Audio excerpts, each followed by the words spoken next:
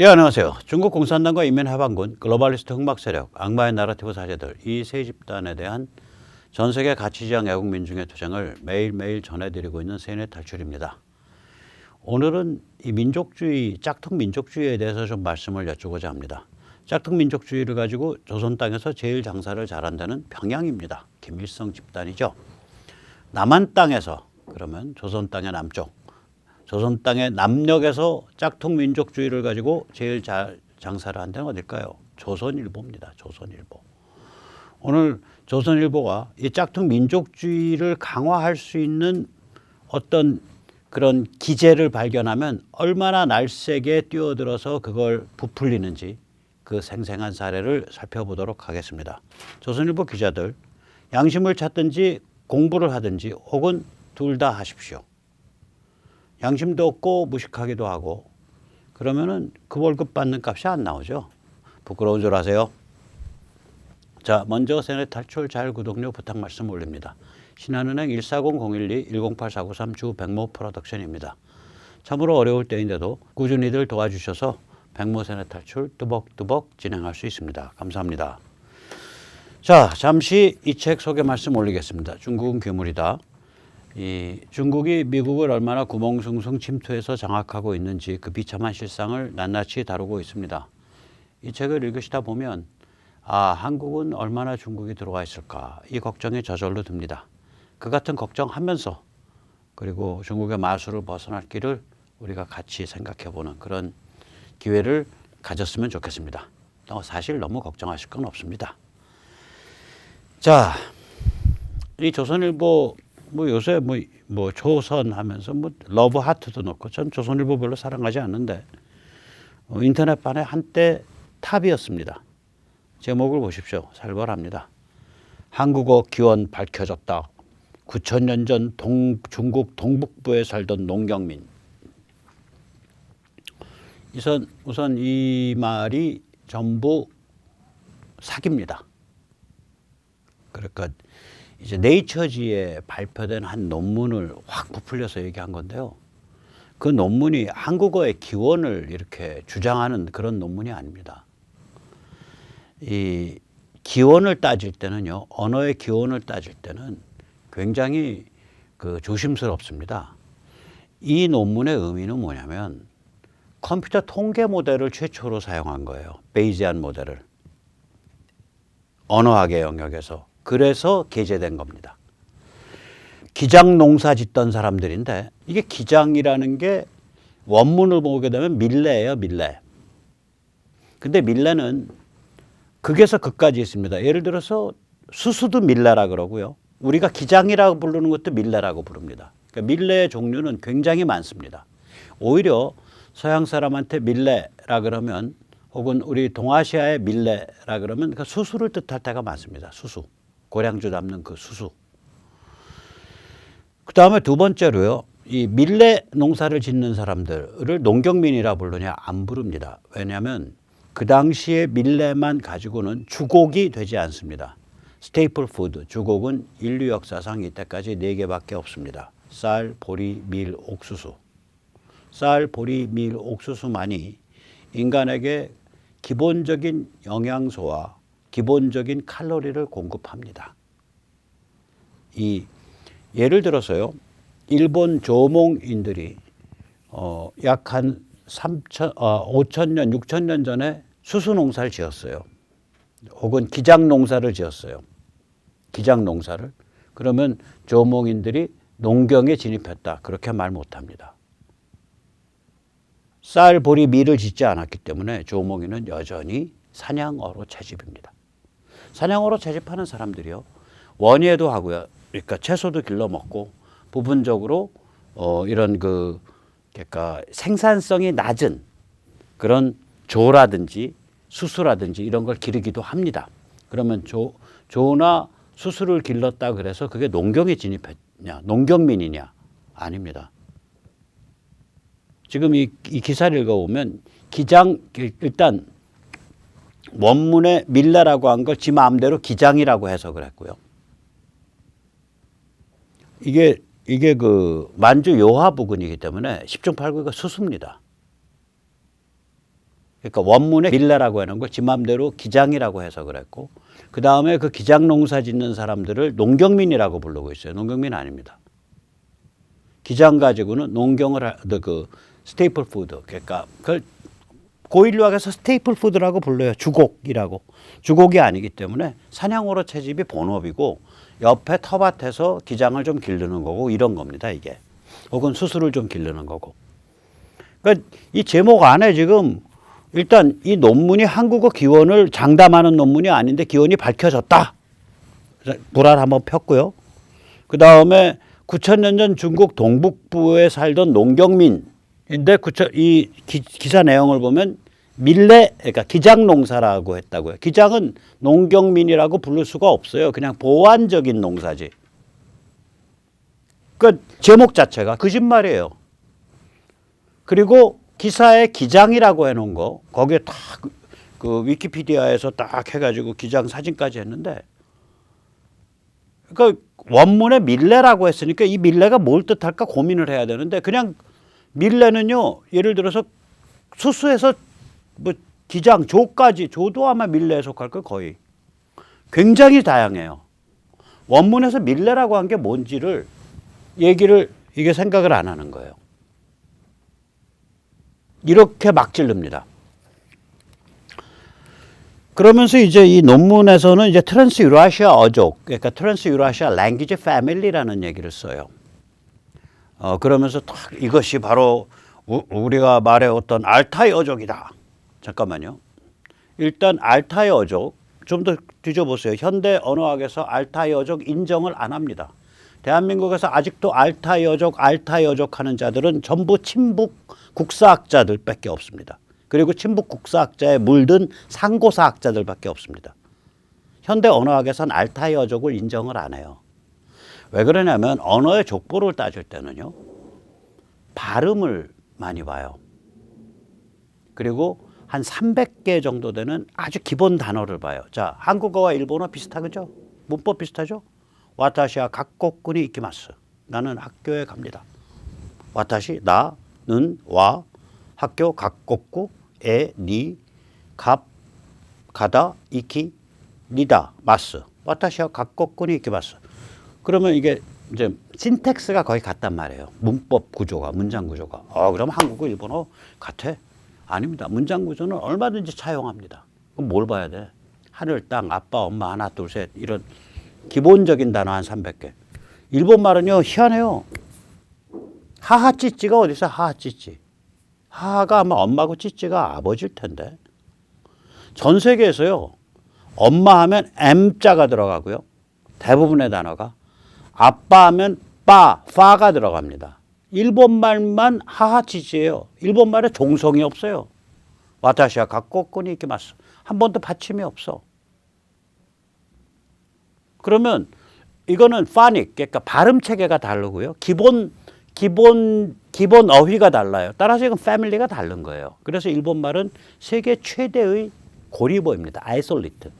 형제어가 없는 거예요. 한국어가 세계에서 두 번째로 큰 고리보입니다. 아이솔리트입니다. 이게 현대 언어학이에요. 이 현대 언어학의 체계를 지금 이 논문 쓴 사람이 깨고 있는 거예요. 도전하는 거예요. 컴퓨터 모델을 써서. 그러면 아직은 주류가 아니에요. 저거는 하나의 새로운 가설일 뿐이에요.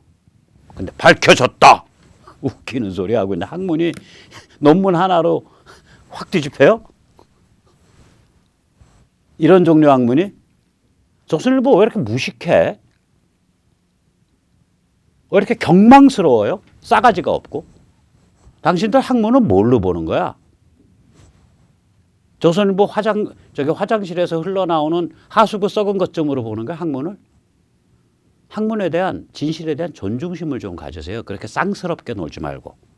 위아래 할 것 없이 다 쌍스럽게 놀아, 이것들은. 이 논문의 특징이 뭐냐면 세계 최초로 컴퓨터 통계 모델링을 사용했다는 점에서 재밌는 점이 있어요. 그러니까 뭘 주장했던 간에. 그래서 네이처가 실어준 거예요. 참고로 트랜스 유라시아 어족이라는 건 언어학에서는 인정을 안 해요.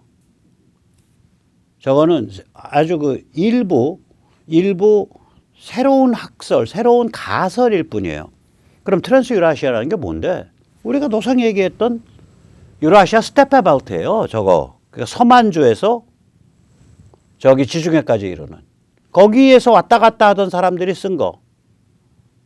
돌고러, 투르크, 퉁구스. 그 다음에 그게 굉장히 밀접하다는 거예요. 당연히 밀접하겠죠. 서로 말 타고 왔다 갔다 했으니까. 그 다음에 그게 한 패밀리. 그 다음에 한국어, 일본어가 한 패밀리. 그 논문에서도 한국어, 일본어 쪽 패밀리하고 투르크, 몽골, 퉁구스 패밀리가 통한다라는 얘기는 또 안 해요. 이 트랜스 유라시아가 크게 나눠서 두 개의 서브그룹으로 되어 있다. 이런 식이라고요. 논문이나 제대로 읽고서 지금 얘기하는지 모르겠어. 조선일보 돈이 그렇게 없어요? 네이처 논문 읽을 돈도 없나? 제가 좀 상금 보태드릴까? 한국어, 일본어 각각이 세계 1, 2위의 고리버라는 점을 철저하게 무시하고 있는 논문이에요. 그래서 가설적으로 트랜스 유라시아. 제가 보고 이름 달아라 그러면 ESB 랭귀지 패밀리, 유라시아 스테페 벨트 랭귀지 패밀리 이렇게 이름을 달아볼 수 있겠죠. 가설적으로. 거기다가 이 조선일보 글에 얼마나 황당하냐. 일본 조몽 유전자가 욕지도에서 나왔습니다. 욕지도 사람들과 일본인의 유전자는 95%가 동일합니다. 제가 욕지도가 어디냐면 통영 아래예요. 그러니까 하동 통영 아래예요.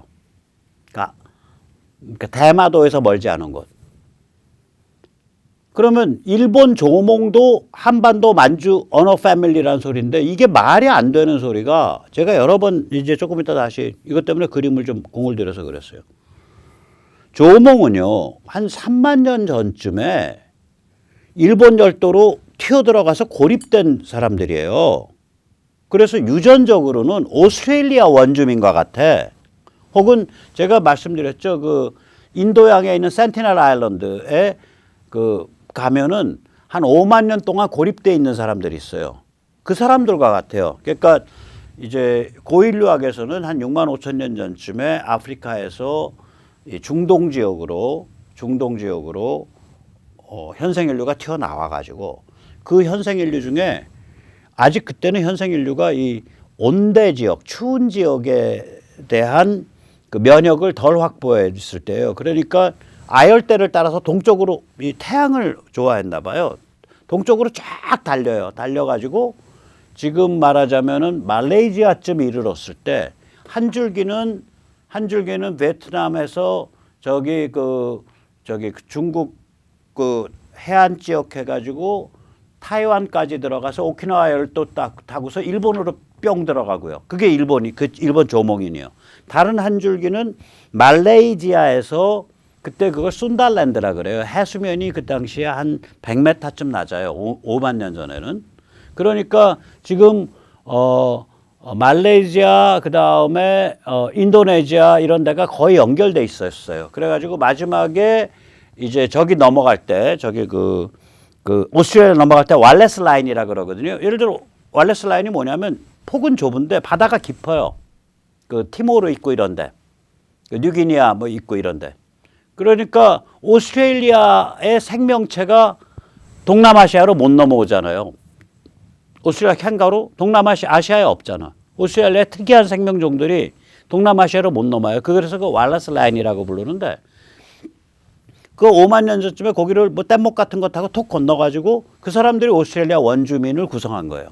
그 오스트레일리아 원주민하고 일본 조몽인이 고대 일본인들, 그러니까 한반도에서 야요이들이 왕창 넘어가기 전에 일본인들이 거의 유전자가 같아요. 그러면 지금 조선일보 기사처럼 야 욕지도는 한반도, 근데 욕지도의 조몽인, 그러니까 조몽도 아시아인 이런 로직이야 지금 저게. 무식한 소리예요. 조몽인은요 전 세계에서 굉장히 특이한 민족, 그 인종 차원의 민족이에요. 인종 차원의. 그래서 일본 사람처럼 수수께끼적인 존재가 없어요. 밑바닥은 조몽이고 위는 야요이예요.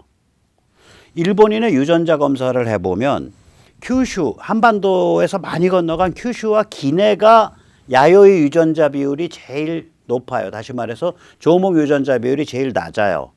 그리고 북쪽으로 홋카이도 쪽으로 올라가면 조몽 유전자 비율, 그게 이제 홋카이도 쪽에서 아인으로 나타나요. 오키나와로 가면 또 조몽 유전자 비율이 높아져요. 이걸 유 형태. U-shape의 U 형태의 일본 유전자의 이중 구조라고 부릅니다. 이거를 dual structure, U-shaped dual structure of Japanese DNA 뭐 이렇게 불러요. 이거 the DNA of the Japanese people. 예, 그렇게 불러요. 이 구조를. 그러니까 이 큐슈와 기내에서 조목 유전자가 제일 낮고 홋카이도와 오키나와진, 그러니까 홋카이도 아이누와 오키나와의 오키나와진에서 조목 유전자 비율이 제일 높아요. 아주 신비한 고대 거의 인종 차원의 민족이에요. 그걸 싹 무시하고 욕지도에서 조목 나왔기 때문에 그리고 욕지도는 조선 땅이고 조목도 그러면 아시아고 뭐 이런 아시아인 이쪽이랑 같고 천만에 전혀 다릅니다. 전혀 달라요. 이런 그 황당한 짓을 해요. 그러니까 저기가 저 논문 쓴 사람들이 얼마나 무식하냐면 조목을 모르는 거야. 그리고 언어학에서 저 논문 원저자들이 그냥 컴퓨터 잘 돌리는 사람들이에요. 언어학에서 언어의 패밀리를 구별할 때 파닉, 발음 체계하고 그 다음에 베이직 워즈, 한 3,400개의 베이직 워즈, 그러니까 3,400개의 핵심 단어를 가지고 구별한다. 그 뜻이 뭐다라는 걸 모르는 거예요. 저 논문 쓴 사람들이 컴퓨터 잘 돌리는 사람들이지. 그러나 그럼에도 불구하고 논문으로서의 가치가 있는 것은 저런 쪽에 언어의 족보를 캐고 언어의 연관성을 밝히는 데 있어서 컴퓨터 모델을 사용한 최초의 논문이에요. 저 논문이. 그래서 실어준 거지 사실은 보고 있으면 픽픽 웃음 나오는 엉터리 소리예요. 그걸 뭐 새로운 뭘 발견했습니다. 새로운 진실이 발견된 게 아니라 새로운 방법을 사용하는 새로운 가설이 나온 겁니다. 무식한 조선일보 기자님들, 논설위원님들, 주필님, 편집국장님 아시겠습니까 이제? 공부 좀 하고 사세요. 무식하면서 건방 떨지 말고. 자, 그래서 이제 이런 거고요. 그 다음에 이제 우리 그러면은 제가 아까 이제 조선일보가 이걸 왜 픽업했냐. 자, 한국어의 뿌리가 만주 요하 부근에 있습니다. 거기에서부터 선진 문명 농경 기술을 가진 사람들이 한국으로 왔습니다. 그래서 지금 한국인의 뿌리가 형성됐습니다. 이 스토리거든요. 이게 남한식 짝퉁 민족주의의 원형이에요. 그러므로 만주는 우리 땅이고 만주는 우리 고향입니다. 홍산 문화가 우리 거고요. 이렇게 되는 거예요. 그게 이제 스토리가. 만주뽕, 국뽕. 그래서 만주 국뽕 하는 사람들 보면 한심해. 한반도의 비밀에 대해서 관심이 없어요. 제가 오늘 똑바로 말씀드릴게요. 이제 하도 한심해서 이 그림을 그려왔어요. 자, 불과 11,700년 전까지예요, 이게. 불과 11,700년. 지금 9,000년 얘기했죠. 거기서부터 2,000년만 더 쓰세요. 11,700년 딱 쓰면 오른쪽 그림 나옵니다. 해수면이 130m가 낮아요. 그래가지고 서해가 없어요. 그때는. 타이완도 연육돼 있어요. 지금 타이완에서 큐슈 건너가는 오키나와 열도가 지금보다 섬이 훨씬 더 많아요. 통통통통통통 건너갈 수 있어요. 동해는 어떤 상태냐? 저 위에 사할린 위에서 저쪽 오츠크해로 통하는데 막혀요. 거긴 바닷물이 뭐 40m, 50m밖에 안 돼요. 그 다음에 사할린과 저기 홋카이도 사이 저거 해협이요. 저거 얕아요. 저기도 한 60, 70m밖에 안 돼요. 막혀요. 홋카이도와 혼슈 사이에 스가로 해협만 통해요. 저기가 한 150m쯤 돼서 저게 물이 통해요. 물길이에요. 바닷물로 나갈 수가 있어. 바다 쪽으로. 그 다음에 혼슈와 큐슈 사이의 해협은 막혀요. 얕아요. 대한해협은 어떠냐? 대마도와 저기 어디예요? 그 큐슈 사이에 대마도와 큐슈 사이에 좁은 물길이 흘러요. 큐슈 쪽으로 붙어서 그림은 조금 중간으로 그렸는데 아닙니다. 저 큐슈 쪽으로 붙어서 흐릅니다. 대마도와 큐슈 사이로. 그 좁은 물길에 강이 하나 딱 떨어져요. 그 좁아지는 병목에. 그 강이 섬진강이 연장돼서 떨어져요. 그 강 떨어지는 데에 북동쪽에 붙어 있는 게 욕지도예요. 그 물길 딱 건너면 조목 땅이야. 온몸에 문신하고 여자들은 여기 다 입에다가 시커멓게 칠하고 그 저기 뭐 씹어가지고 이는 새까맣고 그 다음에 가끔씩 이 하나씩 뚝뚝 뽑아가지고 분질러서 자기의 용맹을 자랑하고 살벌한 사람들이에요. 이 조몽땅에 왜 못 들어가냐? 조몽땅에 들어가려면 오키나와 열도의 100개 섬을 건너야 돼요. 거기도 다 조몽이에요. 그럼 센티넬 아일랜드요? 지금 5만 년 동안도 그냥 살아. 낯선 사람만 나타나면 죽여요. 그냥 무조건 죽여요. 100개의 보루를 어떻게 건너냐고요. 똥똥똥똥을 한번 들어가고 나니까 완전히 난공불락의 요새가 되는 거예요. 저기가 3만 년 전부터. 그러니까 조몽의 땅이에요. 저기는. 그런데 저 사람들도 대륙에서 나오는 거를 아니 한반도에서 나오는 물자랑 뭔가 교환해야 되잖아요. 그 저기가 호랑이가 없잖아요. 옛날에 일본 땅에 호랑이가 없어요. 저 물길이 저렇게 생겨서 위에 사할린 쪽은 너무 추워서 추운 그 당시에는 이제 사막이에요. 저런 데가. 그래서 호랑이가 못 지나가고요. 땅이 연결돼 있지만 아래쪽으로 대한해협 쪽으로 해서 지나가야 되는데 물길은 좁아져 있지만 물이니까 호랑이가 못 지나가요. 그래서 일본에 있는 동물과 한반도에 있는 동물이 좀 달라요. 종자가 다르고 호랑이 같은 건 아예 들어가지를 못했고 일본에.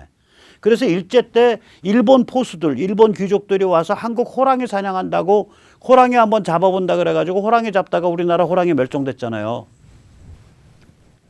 뭐 그렇지 않았으면 한국인의 손에 의해서 멸종됐겠지. 일본인의 손이 아니라. 비슷비슷한 그런 그 상태니까. 오히려 좀 한국 쪽은 더 무도한 데가 있죠. 여기는. 일제야 뭐 그 남들이 와서 우리 지배했으니까 그렇다고 치더라도. 자, 이런 겁니다. 그럼 자, 저기다 한번 강을 그려보자고요. 저기다가 강을 그리면 이렇게 돼요. 한반도 서해안으로 떨어지는 모든 강, 만주에서 흘러나오는 모든 강, 황하, 심지어는 이렇게 해서 하나로 엮여가지고 무지하게 크게 흘러요. 단지 너무 가물었고 위가 사막이기 때문에 강이 수량이 그렇게 뭐 아마존 같이 흐르진 않아요. 그러나 저 집수 면적이 어마무시한 거예요. 저기가 저런 데입니다. 저렇게 땅이 연결됐었기 때문에 한반도는 어떤 데냐? 나중에 조금 이따 말씀드릴게요. 저렇게 땅이 연결돼 있는데요. 저게. 이걸 극빙기라 그래요. 지난번 빙하기의 맨 마지막 2만 5천 년 전서부터 11,700년 전까지 한 14,000년 동안 Last Glacial Maximum, 최근 극빙기. 제가 번역한 겁니다. 우리나라에서 이런 번역어를 잘 안 써요. 이걸 주목을 안 해요. 그래서 번역어가 없어요. 제가 책을 쓸 때 번역을 했어요. Last Glacial Maximum. maximum이 극이고 glacial이 빙이고 그 시기. 그래서 극빙기. 그 다음에 last니까 최근 극빙기. 줄여서 그냥 극빙기. 극빙기의 동북아 평균 온도는 지금보다 한 10도 가까이 낮습니다. 다시 말하면 서울 기후가 그 당시 하바롭스크보다 조금 더 추울 정도일 거예요. 아마 거의 하바롭스크하고 캄차카 사이 정도 기후 될 거예요. 강수량은 약 절반입니다. 그런데 연간 수량이 200에서 300mm 이하는 사막이죠. 그 얘기는 무슨 얘기예요? 만주 시베리아 황하 유역이 다 사막화됐다는 얘기예요. 먼지 무지하게 날리고. 이건 어디서도 드러나냐? 그 시베리아에 있는 강들 있죠. 예니세이 강 뭐 이런데. 그런데 그 맘모스 스테페거든요. 그게 어디서부터냐면 스페인의 피레네 산맥에서부터 유럽을 유럽 대륙을 쫙 휩쓸고 이제 그 유럽 대륙의 북쪽은 전부 지금 따지면 파리 북은 다 빙하예요. 2,000m, 3,000m짜리 그 빙하 아래로 쫙 해가지고 이제 그 남시베리아로 해서 그 다음에 저기 캄차카 위로 해서 그 다음에 그때는 해수면이 낮으니까 시베리아의 동쪽 끝하고 알래스카가 연결된 베링기아라는 땅이 있죠. 베링기아에서 알래스카 언저리까지가 이게 풀밭이에요. 한대 풀밭. 지금 툰드라랑 다릅니다. 그때는 건조해가지고요. 땅이 해동이 돼요. 툰드라는 땅이 해동이 안 됩니다. 기온이 높으면서도 땅이 해동이 안 돼요. 그래서 툰드라는 이끼가 계속 쌓이는 게 툰드라예요. 저 때는요. 땅이 완전히 해동이 돼요. 한순간. 그렇기 때문에 저 때는 쌍떡잎 식물, 아주 고영양가의 쌍떡잎 식물들이 많아요. 그래서 저 지역에 그 몸집이 큰 대형 초식동물들이 많았던 거예요. 이 저거 같은 거, 맘모스 같은 거. 그러니까 개활지니까 그거를 갖다가 이제 투창으로 잡고 불러와서 잡고 하면은 뭐 고기가 한 번에 5톤, 6톤 생기니까 얼마나 생활이 풍족하겠어요. 그래서 이 맘모스 스테페라 그래요. 지금 툰드라랑 다릅니다. 그건 어떻게도 알 수 있냐면 그 냉동 보관된 맘모스의 밥통을 열어보면 쌍떡잎 식물이 나와요. 반면에 지금 툰드라에서 살아가는 순록의 밥통을 열어보면 거기는 나무 껍질하고 이끼가 나옵니다. 그러니까 툰드라랑 다른 거예요. 그 맘모스 스테페에서 개활지잖아요. 개활지에서 불 놓고 투창 던져서 아주 고기 먹어가면서 풍족하게 살던 사람들이에요. 그래서 예니세이강 같은데 그 유적이 남는다고요. 그 구석기 시대 후기에, 그러니까 현생 인류의 마지막이죠. 이제 그 빙하기 마지막에. 그러다가 극빙기가 딱 시작되면 그게 유적이 안 남아요. 한데 사막이 되는데 사람이 살 수가 없잖아요. 죽었거나 어디로 이동했겠죠. 그 사람들이 이동해서 어디 오냐고요. 한반도 오는 거야, 한반도. 그 얘기를 조금 드릴게요. 그래서 이 극빙기 한대 생명피난처가 한국인의 기본 틀입니다. 우리가 뿌리가 25,000년이에요. 그까짓 거 9,000년 전에 만주에서 뭐 씨앗 갖고 내려와. 웃기지 마세요. 그런 거 아니에요. 이 한국인들이 이렇게 지독할 정도의 근성과 머리 돌아가고 그 눈치 빠르고 적응력 강한 게요. 이 사람들이요. 이 만주와 시베리아가 전부 한대 사막으로 바뀌어갈 때 한반도가 아시아에서 유일하게 남아있는 한대 산림 생명 피난처예요. Refugia for Boreal Forest예요. 한대 산림 지역을 Boreal Forest라고 합니다. 생명 피난처를 Refugia라고 부릅니다. 왜냐면 한대 기후가 전부 다 사막화되고 한반도만 딱 남는 거예요. 한반도가 지금 보세요. 지금 비가 뭐 한 1,400 오잖아요. 절반 딱 치면 700mm 오는 거예요. 추운 데서 700mm 오면요. 나무 잘 자랍니다. 일본도 한대 산림인데 일본은 대륙이랑 연결이 안 돼 있으니까 생명종이 일본까지 많이 못 건너가요. 호랑이도 못 건너가 버렸단 말이에요. 이 증거가 어디 남아있냐. 한라산에 돌매화가 있어요. 돌매화가 북극권에서 자라는 식물이에요. 그러면 저렇게 연육이 돼 있을 때 한라산까지 피난왔다가 바닷물 차 올라올 때 못 간 거예요. 그러니까 제주도에서 한라산 위로 추운 데로 올라가서 살아남은 거예요. 그러면 이 시대 때 사는 방식이 뭐냐. 일본은 굉장히 사나운 조몽인들이에요. 보통 사나운 사람들 아니에요. 깔끔하고 사납고. 한반도는 살벌한 한대 산림 수렵어로 채취하는 사람들이에요. 이게 왜 살벌한지 조금 이따 설명드릴게요. 동해는요. 지금 아무르강이 아마 그때는 동해로 흘러 들어왔을 거예요. 지금은 아무르강이 사할린 위쪽에 오츠카해로 흘러 들어가요. 그 당시는 이쪽으로 흘러 들어왔을 가능성이 커요. 아무르강 흘러 들어오죠. 이쪽 하바롭스크까지 이르는 지류들 다 흘러 들어오죠. 우리 동해안 쪽 강 다 흘러 들어가죠. 일본의 서쪽으로 흐르는 강이 동해로 다 흘러 들어가죠. 바닷물은 스가로 해협하고 대한해협의 조그만 통로로밖에 안 통해요. 그럼 뭐가 되겠어요? 옛날에 바다였었는데 민물만 자꾸 들어오고 바다로는 나가기만 하고 그럼 그걸 뭐라 그래요? 담함호라고 부르죠. brackish water. 동해는 담함호예요. 그래서. 그리고 동해는 특징 중에 하나가 대류 구조가 없어요. 지금도 동해는 특징이 뭐냐면 800인가 900m 이하에는 물이 위로 못 올라오고 딱 갇혀서 아래 쭉 갇혀 있어요. 그래서 동해안은 800-900m 이하에 가면 생명체가 없어요. 동해가 뭐 2-3,000m 내려가잖아요. 그걸 뭐라 그러더라. 아무튼 생명체가 없어요. 800-900m 이하는.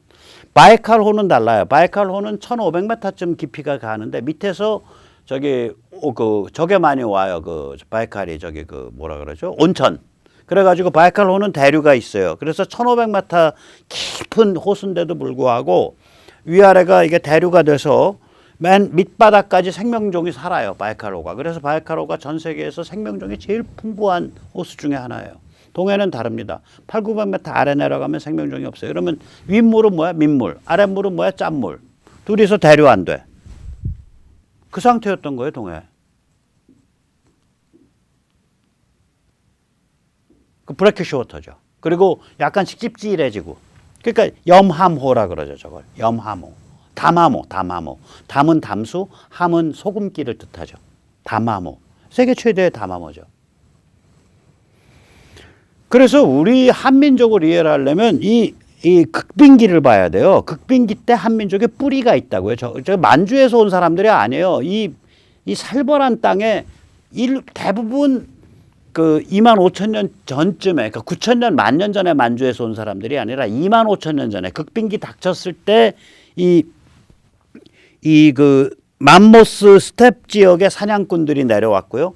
아래쪽에서는 이제 그 동남아 쪽에서는 해변 타고 올라왔고요.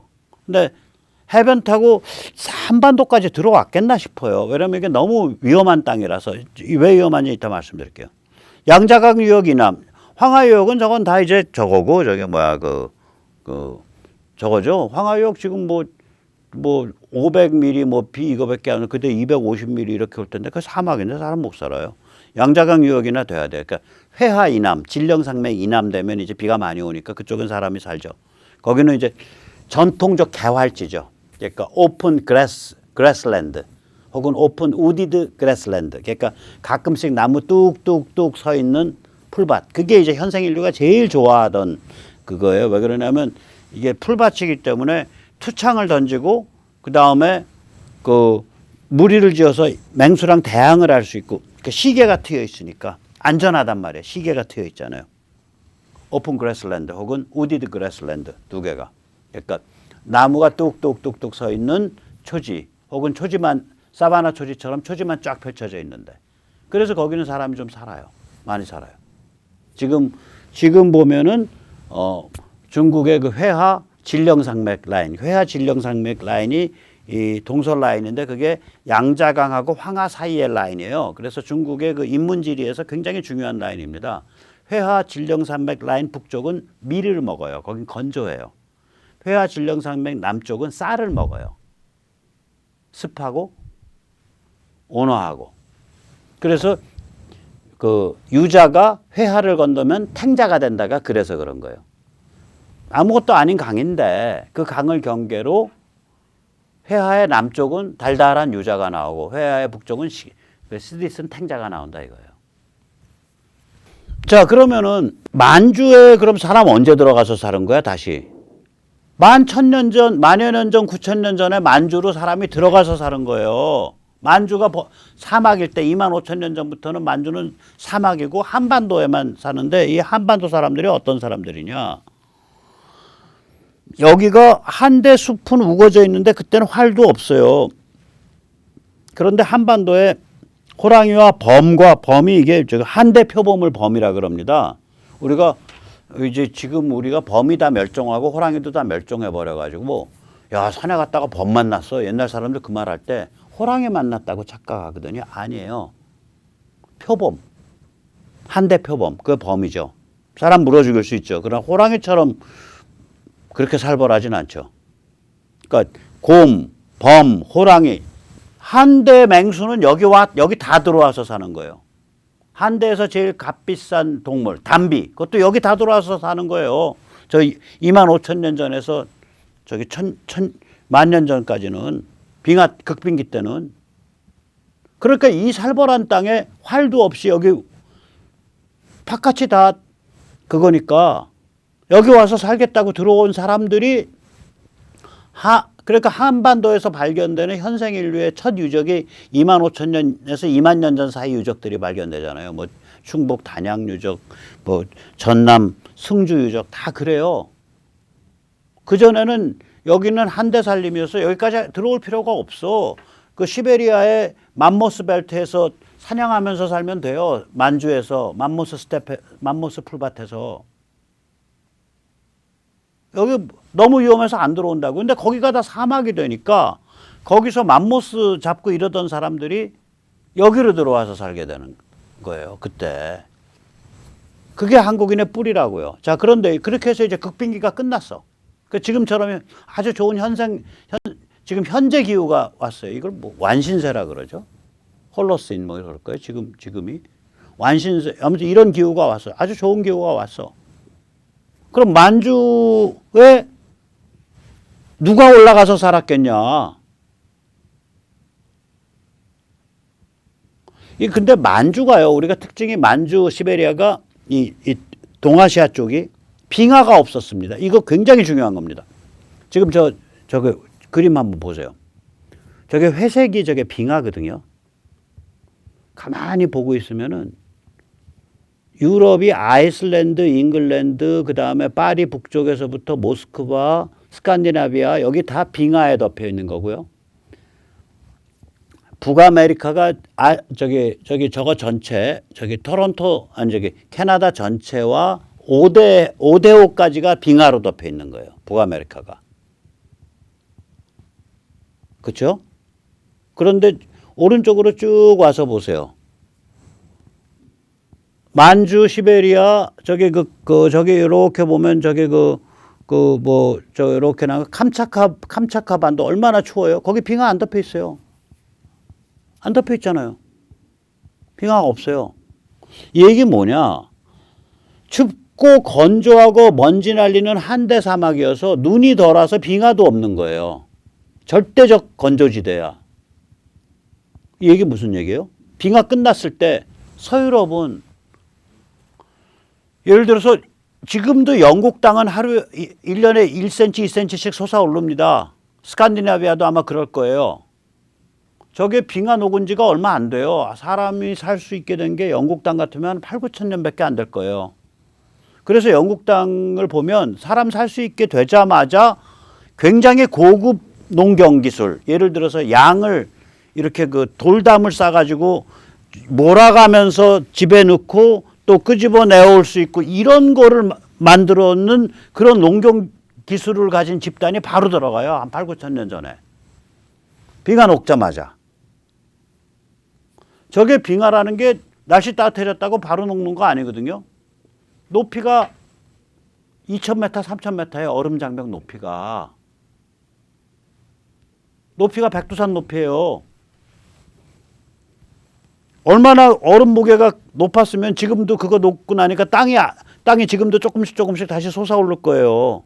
그 빙하 얼음 녹고 나면은 땅 솟아올라서 우리가 지리 시간에 배운 피오르드 해안. 그러니까 바닷물이 있는데 땅에 확 솟아오르니까 빙하 쓸고 나간 그 계곡이 쫙 와서 양쪽에 절벽으로 쫙 가는 그런 해안이요. 영국에도 가면은 그 해변에 갑자기 이렇게 영국 영화들 이렇게 스코틀랜드 이런 데 보면 해변에 그냥 평평하게 해변이 이어지는 게 아니라 갑자기 절벽이 있고 절벽 아래가 해변이잖아요. 왜 그러냐면 땅이 솟아올라서 그런 거예요. 땅이 솟아올라서 갑자기.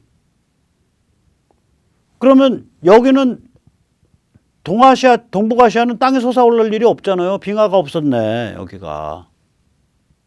빙하가 없었다고, 빙하가. 여기 일부 빙하는 저기 그림에 보면 잘 보면 일부 빙하 어디에 오츠케에 일부 빙하가 있어요. 그래서 제가 아무르강이 오츠케로 못 빠져나가고 동해로 흘렀을 거라고. 이게 빙하가 한 2, 3천 m짜리가 위에서 눌러버리면요. 강물이 그 빙하를 뚫고 못 나간다고요. 그러면 아래로 돌죠. 그래서 아무르강이 동해로 그 당시엔 흘렀을 거다라고 제가 아까 그림을 그렇게 그린 거예요. 자, 그럼 보세요. 자, 빙하가 끝나자마자 풀밭이 쫙 이 동아시아는 펼쳐지는 거예요. 동북아시아는.